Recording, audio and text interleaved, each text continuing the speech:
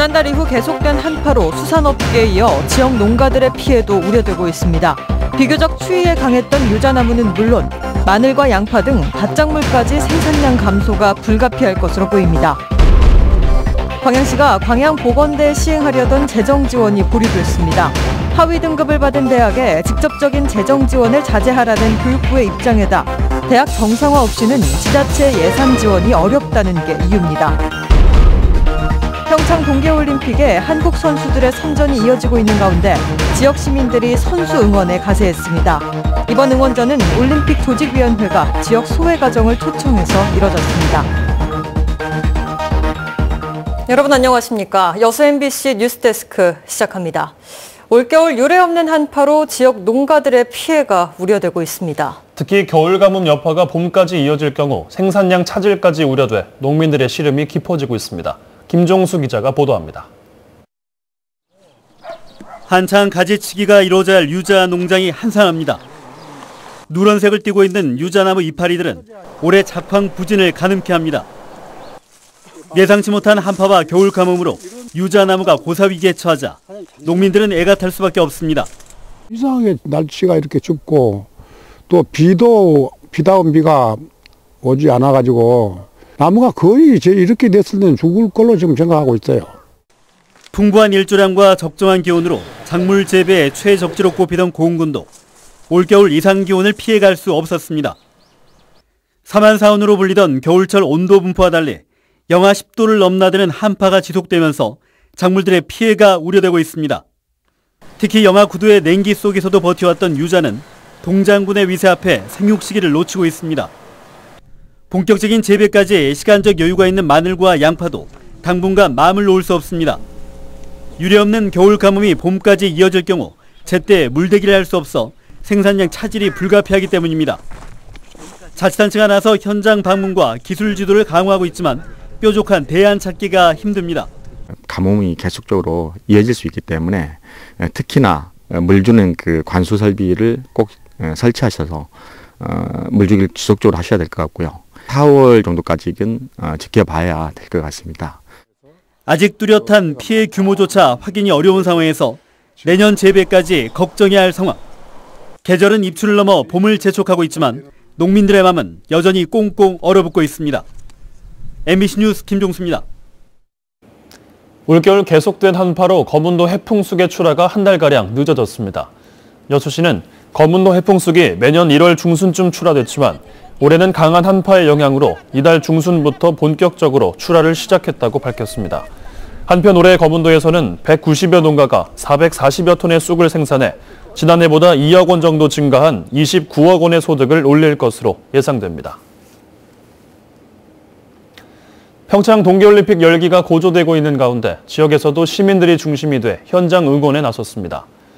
광양시에 따르면 지난 13일 광양시 체육회 60여 명이 평창 동계올림픽 경기를 관람한 데 이어 오늘도 소외계층과 다자녀 시민 등 200여 명이 강릉에서 열리는 한국과 핀란드 남자 아이스하키 응원에 나섰습니다.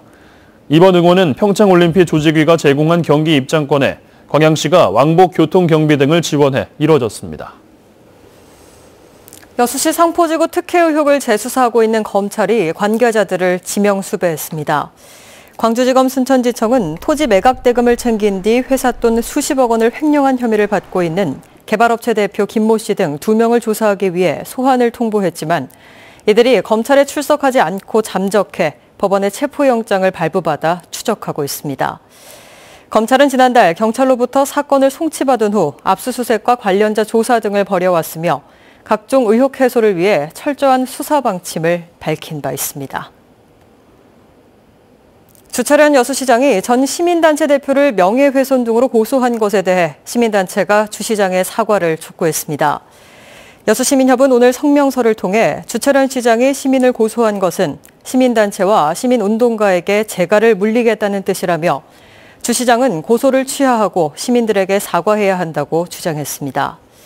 한편 주철현 여수시장은 최근 상포지구 특혜 의혹과 관련해 허위 사실을 유포하고 선거법을 위반했다며 전 시민단체 대표 A씨를 경찰에 고소했습니다. 광양시가 광양보건대에 대한 재정 지원을 일단 보류하기로 결정했습니다. 대학 정상화가 확실하게 담보돼야 한다는 이유에서인데 정부도 직접적인 예산 지원을 자제하려는 입장이어서 난항이 예상됩니다. 보도에 문형철 기자입니다. 지난해 11월 제정된 광양시의 지방대학 지원 조례입니다. 관내 대학의 재정적, 행정적 지원을 할 수 있다는 게 주요 골자인데 이를 근거로 광양보건대는 30개 분야에 25억여 원의 사업비 지원을 요청했습니다.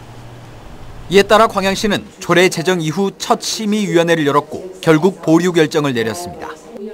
설립자 횡령 사건 등으로 대학이 위기에 내몰린 상황에서 항구적인 정상화 대책이 마련돼야 지자체 예산을 투입할 수 있다는 이유에서입니다. 심도 있는 자구책이 필요하지 않느냐, 위원회에서 요구하는 그에 상응하는 그런 자료가 오면 그걸 검토를 하고 또 위원회를 다시 열어서. 정부 방침도 넘어야 할 산입니다. 교육부는 하위 등급을 받은 대학에 직접적인 재정 지원을 자제하라며 압박하고 있는 상황. 경영이 어려운 대학에 지자체 예산이 투입되는 건 바람직하지 않다는 겁니다. 어차피 세금으로 지원되는 것들이기 때문에 다만 개인한테 되는 연구비나 장학금은 제한대상에서 제외된다. 이 때문에 광양시가 다시 심의에 들어간다 하더라도 실제 보건대에 지원될 금액은 2억 원 안팎에 그칠 가능성이 높습니다. 지역 대학을 우선 살려야 한다는 여론과 대학 구조 조정에 대한 정부의 강력한 의지 사이에서 지자체의 고민은 더욱 깊어질 전망입니다. MBC 뉴스 문형철입니다. 더불어민주당의 이계호 의원이 전남도지사 선거 출마를 공식화했습니다. 이계호 의원은 최근 민주당 전남도당 위원장과 최고위원직을 사퇴하기 전에 중앙당 지도부와 충분히 상의했고 중앙당이 이를 받아들였다고 밝혔습니다. 또 선거에 출마하지 않으려면 왜 당직에서 사퇴했겠냐며 당직 사퇴는 사실상 출마 선언과 다름없다고 말했습니다.